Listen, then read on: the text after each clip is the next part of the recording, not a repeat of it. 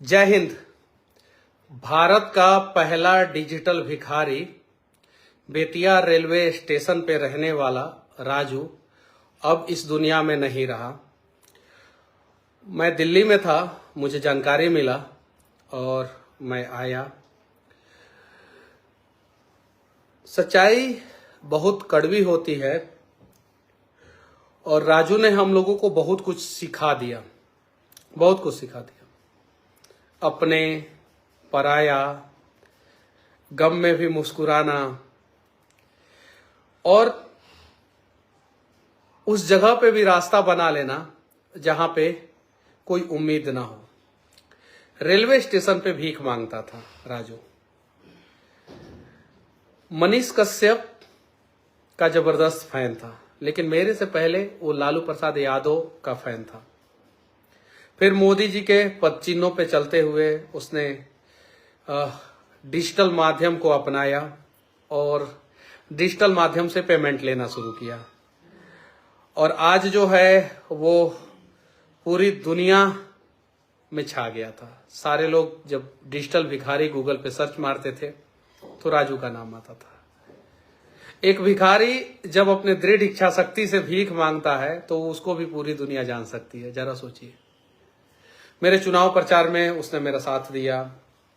हालांकि उसकी तबीयत जो है बहुत पहले से खराब रहती थी, लेकिन उसको अभी कुछ दिन पहले, जैसा कि मुझे लोगों ने बताया, फूड पॉइजनिंग हो गया था। चूंकि स्टेशन पे रहता था, स्टेशन का खाना, जिंदगी भर स्टेशन का ही खाना उसने खाया। कभी मैंने उससे उम्र पूछा तो 35 बताया, कभी 40, कभी 45, कभी 50। अब उम्र कितना था वो मुझे नहीं पता था। मैं बार बार पूछता था, घर कहाँ है बाबू, घर कहाँ है तुम्हारा, राजू घर कहाँ है, तो वो घर नहीं बताता था। मर जाने के बाद जो है मुझे पता चला कि उसका घर जो है बेतिया में है, बेतिया के बसवरिया में उसका घर है। बहुत अच्छा इंसान था, जो बोलता था उसको जो जाके जो समझा देता था वहीं बोलना शुरू कर देता था। हालांकि गुस्सा भी उसको बहुत जल्दी आता था। अगर किसी ने गुस्सा दिला दिया तो गुस्सा भी आ जाता था। कोई हंसी मजाक कर दिया तो भी गुस्सा आ जाता था। अभी कुछ दिन पहले ही हम लोग दोनों, मैं और राजू दोनों बैठ के साथ में हम लोग खाना खा रहे थे। जब मुझे पता चला, मैं दिल्ली में था, जब मुझे पता चला ये सारी चीजें, तो मैं अपने आप को रोक नहीं पाया। मुझे लगा कि नहीं, आना चाहिए। अंतिम बार तो कम से कम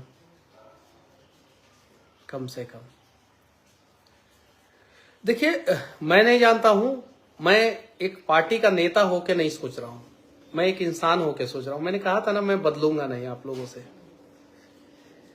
मैं एक इंसान होके सोच रहा हूं कि हम लोगों ने अनेकों चौक चौराहों पे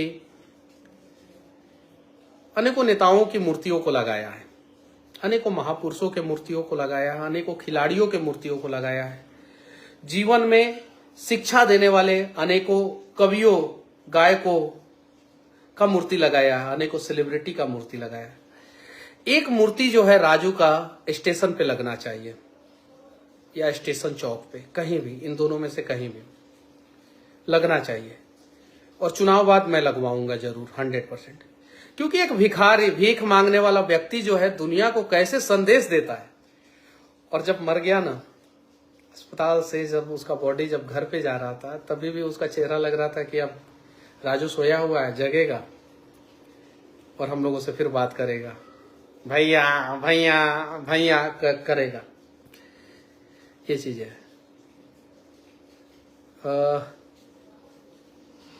हालांकि मेरे से जितना हो पाया उतना मैंने मदद किया। हम लोग क्या मदद कर पाएंगे। और देखिए, भगवान का भी लीला देखिए, तबीयत उसका खराब रहता था। भगवान ने सोचा कि ये राजू को किसी भी प्रकार का कष्ट नहीं होना चाहिए, इसलिए जल्दी बुला लिया, जल्दी बुला लिया। अब मातम मनाए या खुशी, या उसके जीवन से कुछ सीखने का प्रयास करें, समझ में नहीं आ रहा है। बस मैं बहुत सारी चीजों पे मैं बोल नहीं सकता हूं, अफसोस तो है, दुख भी है। अभी कम से कम 40-50 साल उसका उम्र बचा हुआ था, 30 साल तो आप लोग भी मान सकते हैं। कोई अगर लेखक हो ना, तो इस डिजिटल भिखारी राजू के ऊपर किताब लिखे, सारी कहानी मैं बताऊंगा। पूरे दुनिया के युवाओं को इससे सीखने को मिलेगा, पूरे दुनिया के युवाओं को। एक भिखारी कैसे मोदी जी का डिजिटल भारत के सपना को साकार करते हुए मर गया, कैसे उसने जो है उस चीज को अपना लिया जिस चीज के बारे में कोई भिखारी उस समय तक सोच भी नहीं सकता था। कुछ लोगों ने स्टेशन पे उसका टैबलेट, जो टैब होता है, उसको फोड़ दिया था। स्टेशन पे कुछ शरारती तत्व उसे तंग किया करते थे। इस पे तो फिल्म बनना चाहिए, डिजिटल भिखारी राजू पे।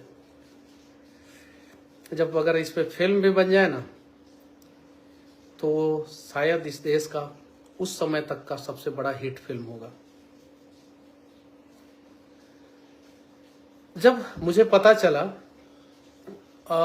एक प्रिंस हैं, बेतिया 24 न्यूज चलाते हैं प्रिंस, उन्होंने मुझे बताया कि भैया एक आदमी है, ऐसे ऐसे डिजिटल पेमेंट लेता है। मुझे उन्होंने बताया। जब उन्होंने बताया तो मुझे लगा कि अरे कमाल का आदमी है, इसके बारे में तो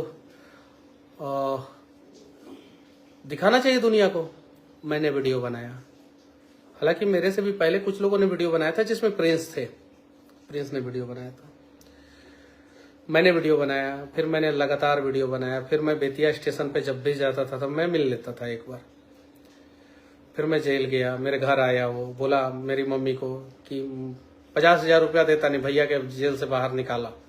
मेरी माँ को बोला कि 50,000 रुपया देता नहीं, भैया का जेल से बाहर निकाला। तो ऐसे ही बोलता था वो, उसका गला थोड़ा सा बजा रहता था।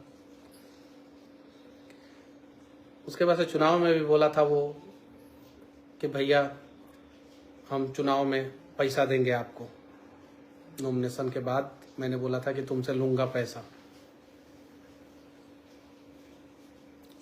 उसके बाद से फिर बस शायद से उसके हाथों की लकीरों में इतने ही दिन का जीवन लिखा था, इसलिए वो हम सभी को छोड़ के चला गया।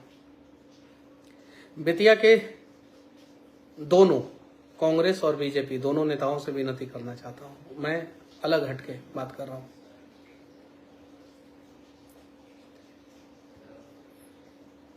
प्रयास कीजिए कि राजू के नाम पे भी एक सड़क बने, डिजिटल भिखारी राजू मार्ग। जैसे मोहनदास करमचंद गांधी मार्ग होता है ना, वैसे ही डिजिटल भिखारी राजू मार्ग। कि जीवन के किसी भी विषम परिस्थिति में हमें घबराना नहीं चाहिए, और नए नए आइडिया से हम लोग अपने जीवन को बदल सकते हैं। उसने नया आइडिया अपनाया डिजिटल पेमेंट लेने का। और एक मूर्ति तो, एक चौराहा, एक रोड, एक मूर्ति तो लगना चाहिए उसके लिए। अब चौराहा तो भाई सरकारी काम है, रोड का नाम बदलवाना सरकारी काम है। एक मूर्ति मैं लगाऊंगा जरूर स्टेशन चौक के पास, स्टेशन चौक के पास, वरना स्टेशन पे। अगर स्टेशन पे परमिशन मिल जाए तो स्टेशन पे, नहीं परमिशन मिले तो स्टेशन चौक के पास एक मूर्ति डिजिटल भिखारी राजू के लिए मैं लगाऊंगा। और इस देश के बड़े बड़े मीडिया चैनलों से मैं विनती करना चाहता हूं, एक छोटी ही कहानी